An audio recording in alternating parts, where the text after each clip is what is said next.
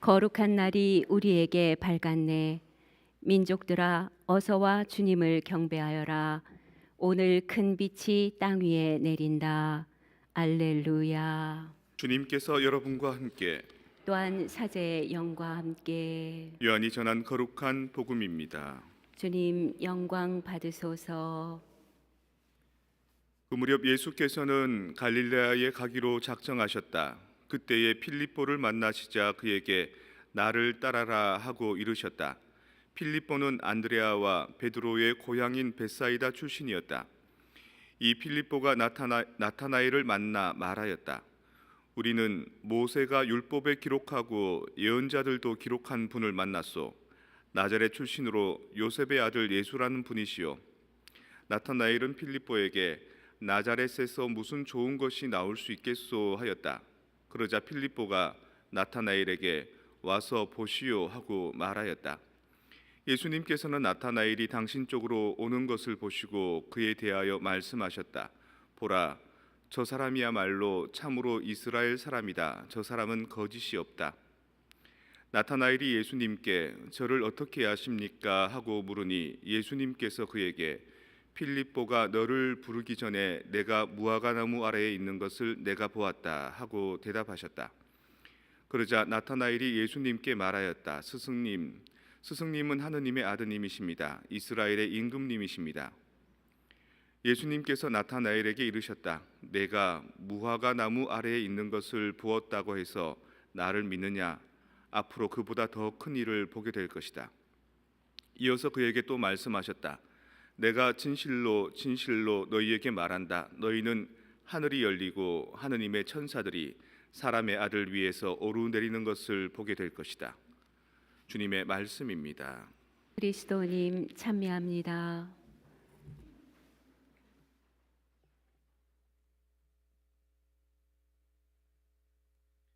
관상 좀 볼 줄 아십니까? 사람 이렇게 보면 파악하십니까? 옛날에 한국의 대기업에서는 관상쟁이가 옆에 항상 있었습니다. 면접할 때 그래서 관상쟁이가 저 사람 써라 그러면 뽑고 저 사람은 안 된다 그러면 안 뽑고 할 정도로 관상이 중요하지요. 미국에도 뭐 그런 관상 비슷한 얘기가 있지 않습니까? 링컨인가요? 링컨이 이제 대통령으로 있을 때 누가 이제 편지를 써서 꼭 한번 뵙고 싶습니다. 뭐 이래서 만났는데 자기 구직을 그 직장을 구하는데 링컨이 좀 도움을 줬으면 좋겠다라고 얘기했다는 거죠. 근데 링컨도 있고 다른 사람도 있고, 근데 링컨이 이제 그 사람을 매몰차게 딱 그냥 보내더라는 겁니다. 그 옆에 사람이 왜 그러냐, 저 사람 잘 알지도 못하면서 왜 그렇게 철벽을 치느냐 그러니까 사람이 한 40이 지나면 자기 얼굴에 책임을 져야지. 얼굴로 보이는 풍모가 옷 입은 행색이 벌써 이 사람 아니다 이런 얘기를 하는 거죠. 그러니까 관상, 한국식으로 얘기하면 관상을 통해서 운명을 다 파악할 수 있는 건 아니지만 그 주는 뉘앙스나 이미지가 상당히 어필한다는 겁니다. 신자들하고 이제 얘기를 하다 보면 신자들이 가끔 그럽니다. 신부님 꼭 점쟁이 같아요. 어떻게 옛날에 내 삶을 아시고 어떻게 앞으로 이렇게 일어날 일을 아십니까? 신부님 얘기하고 나면 꼭 그래 됩디다 이렇게 얘기합니다. 그래서 제가 농담으로 봤습니다. 내가 약간 신기가 있잖아요. 그냥 저는 그렇게 생각했죠. 신자들이 신부니까 어려우니까, 그리고 내가 하는 말을 어떻게든지 좋게 해석하려고 하니까 끼워 맞추다 보면 아다리가 맞는 거다 생각한 거죠. 점집에 가도 점쟁이가 얘기하면 그냥 점쟁이는 하는 말인데 막 끼워 맞춰서 자기들이 용하다 그러지 않습니까? 근데 그게 아닐 수도 있겠다 싶은 생각을 어제 갑자기 하게 됐습니다. 당신 인생의 이야기라고 책이 있는데 테드 창이라고 대만계 미국 사람입니다. 그 사람이 쓴 책은 그 옛날에 아이작 아시모프라고 과학 소설이 있는데 그 사람 이후로 가장 완벽한 과학 소설이다라고 얘기를 하거든요. 근데 그 사람이 쓴 얘기 중에 이제 어떤 그 외계인이 나옵니다. 외계인이 나오는데 지구인하고 외계인하고 서로 소통이 안 되잖아요. 소통이 안 돼서 지구의 언어학자가 그 외계인하고 막 이렇게 서로 소통을 하는데 말은 도저히 잘 안 통하고 글을 가지고 서로 소통을 하는데 외계인이 자기의 글을 가르쳐 주는 겁니다. 우리는 글을 옆으로 이렇게 쓰지요. 예, 한국 한글을 이렇게 쓰지 않습니까? 영어도 옆으로 왼쪽에서 오른쪽으로, 일본어도 위에서 아래로 쓰고요. 히브리어도 오른쪽에서 왼쪽으로. 그러니까 처음과 끝이 있는 글을 씁니다. 우리는. 근데 그 외계인들은 글을 어떻게 쓰냐면 동그랗게 씁니다. 상형 문자처럼. 다시 말해서 처음 시작과 끝이 없고 계속 동그란 거죠.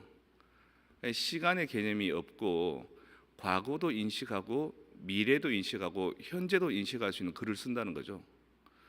그 소설에서 뭐라고 얘기하냐면 어떤 언어를 익히면 그 언어의 영향을 상당히 많이 받는다고. 사고도 그 언어에 따라서 그 문화에 맞는 사고를 하게 되고, 입 언저리의 이 얼굴도 이제 조금 변하고. 그래서 미국에서 오래 생활하는 사람들 보면 발음도 약간 영어식이긴 하지만 입 언저리가 벌써 조금 다릅니다. 발성 기관에 사용하는 것에 따라서. 마찬가지로 그 외계인의 언어를 이제 서로 소통하고 이해하다 보니까 그 사람이 자기 인생의 과거도 이해하게 되고 미래도 이해하게 되는 겁니다. 심지어는 자기가 아직 결혼도 안 했는데 자기가 결혼하고 딸을 낳고 그 딸이 사고로 죽는 것까지도. 근데 결혼을 합니다. 왜냐하면 인생은 안 바뀌니까. 그리고 그걸 피해가는 게 대수가 아니라 그렇게 과거와 현재와 미래를 알면서도 묵묵하게 받아들이는 게 중요하니까. 마치 예수님처럼 내가 십자가에 못 박혀서 죽을 줄 알지만 그 길을 가시는 것처럼. 그때 이제 저는 생각한 게, 내가 왜 사람들로 하여금 신부님 점쟁이 같아요 라는 뉘앙스를 줬는지 알겠습니다. 왜? 내가 하느님의 언어를 쓰니까. 하느님의 언어는 진리를 따집니다. 그리고 그 어떤 개념의 핵심을 따지는 거죠. 하느님을 언어를 쓰는 예수님하고 빌라도하고 대화 한번 보십시오. 당신이 그리스도인의 왕이요, 내가 이 세상의 왕이었으면 벌써 너를 어떻게 했을 텐데 나는 이 세상에 내 왕국이 있지 않다, 뭐 이런저런 얘기를 하는 거죠. 빌라도가 현실적으로 생각하면 내가 권력자인데 내 앞에서 이상한 소리 하는 사람 당장 칠 수도 있지만, 빌라도가 어떻게 하냐면 두려워합니다.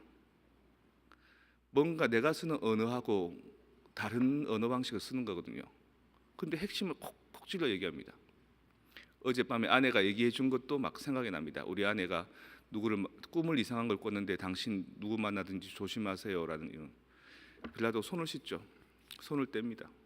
혹시 예수님하고 관련되어 있어서 내가 이 사람한테 죄를 안 짓기 위해서. 예수님이 쓰는 하느님의 언어, 제가 신자들 만날 때 이제 쓰는 언어가 그런 겁니다.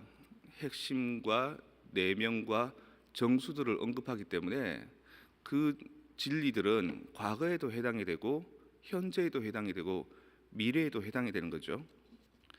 그런 내용이 오늘 복음 말씀에 나옵니다. 예수님이 나타나엘을 보고 이런 얘기를 하는 거죠. 보라, 저 사람이야말로 참으로 이스라엘 사람이다. 저 사람은 거짓이 없다라고 나타나엘의 진리를 탁 꿰뚫습니다.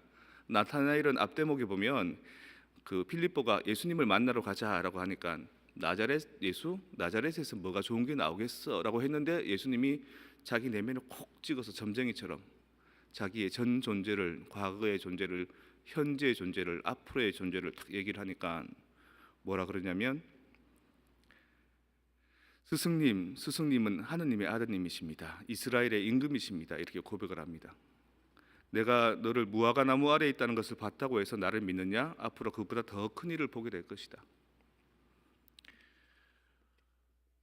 우리가 평소에도 주고받고 말하죠. 그리고 수다 떱니다. 그 중에 정말 핵심이 되는, 인생의 정수가 되는, 진리가 되는 것들을 자꾸 생각하고 자꾸 말하고 하다 보면 나의 과거도 뚜렷하게 성찰할 수 있고요, 미래도 보입니다. 어떤 스님이 그렇게 말씀하셨죠. 전생이 뭔지 알고 싶으면 네가 지금 어떻게 사는지를 봐라. 네가 전생을 잘 살았다면 네가 사는 사람이 지금 행복할 거다. 네 미래를 보고 싶으면 네가 지금 어떻게 살아가는지를 봐라. 네가 살아가는 것에 따라서 너의 나중에 후생이 보일 거다. 되게 단순한 진리인 겁니다. 진리에 천착하고 진리에 집중하고 옳고 그름이 뭔지를 알고 진리를 보고 기뻐할 줄 아는 사람은 세상의 시간의 소용돌이에 휘둘리지 않는 겁니다. 항상 올바른 것들을 찾도록 하는 삶, 그 삶이 특히 종교 안에 있고 종교 안에서도 우리 그리스도교 안에 있는 겁니다. 오늘 복음에서 나타나엘과 예수님을 통해서 가끔 저와 여러분이 대화할 때 제가 여러분의 심중에 있는 핵심을 꿰뚫는 그 말을 통해서 여러분도 중얼중얼 비 맞은 중 연부라는 기도 말고 그 진리를 어떻게 하면 음미하고 맛들이고 묵상할 수 있을지를 생각하신다면 여러분 인생 전체를 장악할 수 있는 구원을 얻게 될 것입니다.